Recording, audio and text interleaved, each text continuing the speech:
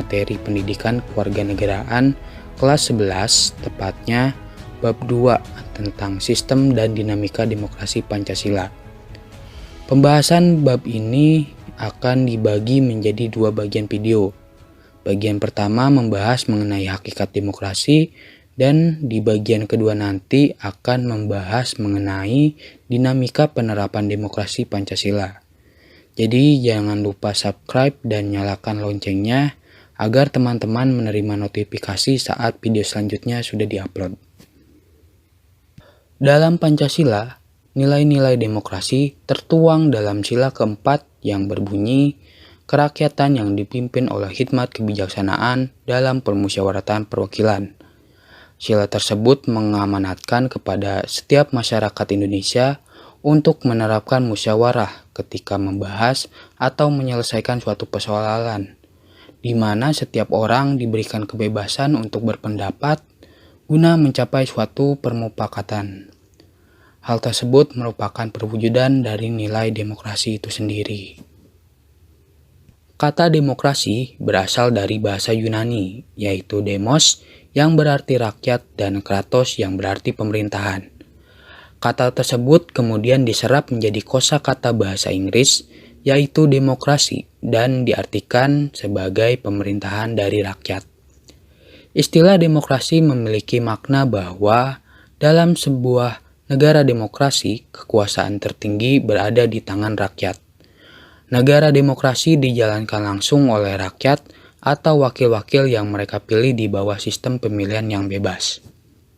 Presiden Amerika Serikat ke-16, yakni Abraham Lincoln, memandang demokrasi sebagai suatu sistem pemerintahan dari rakyat, oleh rakyat, dan untuk rakyat. Artinya, rakyat mempunyai kebebasan melakukan aktivitas politik tanpa tekanan dari manapun, karena pada hakikatnya, yang berkuasa adalah rakyat untuk kepentingan rakyat bersama. Merujuk pada teori siklus Polybius, sistem demokrasi merupakan akibat dari melencengnya sistem pemerintahan sebelumnya, yakni monarki dan aristokrasi. Pada umumnya, pemerintahan suatu negara akan diawali dengan bentuk kerajaan atau monarki, di mana raja memerintah demi kesejahteraan rakyatnya. Sistem monarki merosot menjadi pemerintahan tirani ketika raja berlaku sewenang-wenang dan tidak lagi memikirkan kepentingan umum. Dalam situasi tersebut akan muncul sekelompok bangsawan yang akan merebut dan menjalankan pemerintahan demi kesejahteraan rakyat. Sistem pemerintahan yang dijalankan oleh sekelompok bangsawan disebut juga aristokrasi, yang kemudian merosot menjadi oligarki ketika kekuasaan disalahgunakan untuk kepentingan kelompoknya sendiri. Rakyat kemudian akan memberontak kaum bangsawan dan menjalankan sistem demokrasi atau pemerintahan dari rakyat, oleh rakyat, dan untuk rakyat. Namun, sistem demokrasi akan gagal saat masing-masing rakyat hanya mementingkan dirinya sendiri, sehingga sistem pemerintahan bergeser menjadi okhlorasi. Ketika sampai pada sistem okhlorasi, Polybius meramalkan akan ada seseorang yang mengembalikan kehidupan negara menjadi damai dan mengendalikan kekuasaan menjadi pemerintahan monarki kembali. Sistem demokrasi telah dianut oleh sebagian besar negara di dunia. Namun, dalam pelaksanaannya terdapat berbagai macam bentuk sistem demokrasi yang dapat diklasifikasikan berdasarkan titik berat perhatian, ideologi, dan penyaluran kehendak rakyat. Dilihat dari titik berat yang menjadi perhatiannya, demokrasi dibedakan ke dalam 3 bentuk. 1. Demokrasi formal, yaitu demokrasi yang menjunjung tinggi persamaan dalam bidang politik, tanpa ada upaya mengurangi atau menghilangkan kesenjangan dalam bidang ekonomi. Bentuk demokrasi ini biasanya dianut oleh negara-negara liberal. 2. Demokrasi material, yaitu demokrasi yang menitik beratkan upaya menghilangkan perbedaan dalam bidang ekonomi, sedangkan persamaan dalam bidang politik kurang diperhatikan. Bentuk demokrasi ini biasanya dianut oleh negara-negara komunis. 3. Demokrasi gabungan atau demokrasi yang mengambil kebaikan serta membuang keburukan dari demokrasi formal dan material. Bentuk demokrasi ini biasanya dianut oleh negara-negara non-blok. Berdasarkan landasan ideologinya, bentuk demokrasi dapat dibedakan ke dalam dua bentuk. 1. Demokrasi konstitusional atau demokrasi liberal, yaitu demokrasi yang didasarkan pada kebebasan atau individualisme.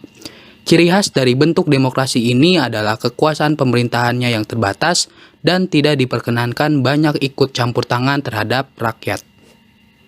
2. Demokrasi rakyat atau demokrasi proletar, yaitu demokrasi yang didasarkan pada paham Marxisme, komunisme, atau sosialisme. Demokrasi rakyat mencita-citakan kehidupan yang tidak mengenal kelas sosial. Manusia dibebaskan dari keterikatan pada kepemilikan pribadi tanpa paksaan. Namun, untuk mencapai masyarakat tanpa kelas tersebut, apabila diperlukan, negara dapat melakukan paksaan. Menurut cara penyaluran kehendak rakyatnya, demokrasi dapat dibedakan menjadi dua bentuk. 1. Demokrasi langsung, yaitu paham demokrasi yang mengikut-sertakan warga negaranya secara langsung dalam permusyawaratan untuk menentukan kebijaksanaan umum. 2. Demokrasi tidak langsung, yaitu paham demokrasi yang dilaksanakan dengan sistem perwakilan yang dipilih melalui pemilihan umum oleh rakyat. Demokrasi sebagai sistem politik yang saat ini dianut oleh sebagian besar negara di dunia tentunya memiliki prinsip yang berbeda dengan sistem politik lainnya.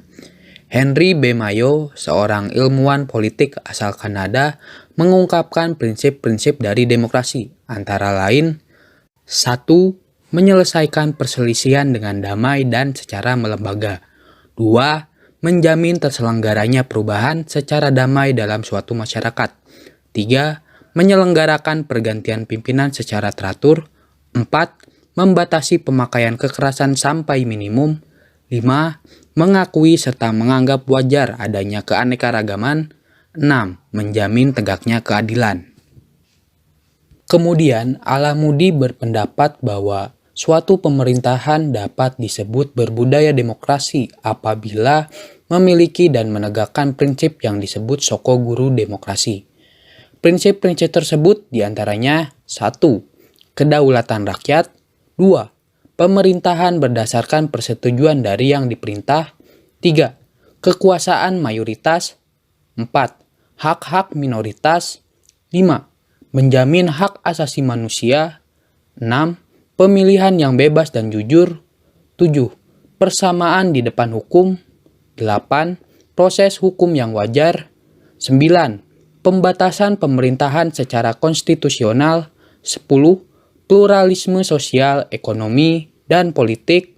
11. Nilai-nilai toleransi, pragmatisme, kerjasama, dan mufakat.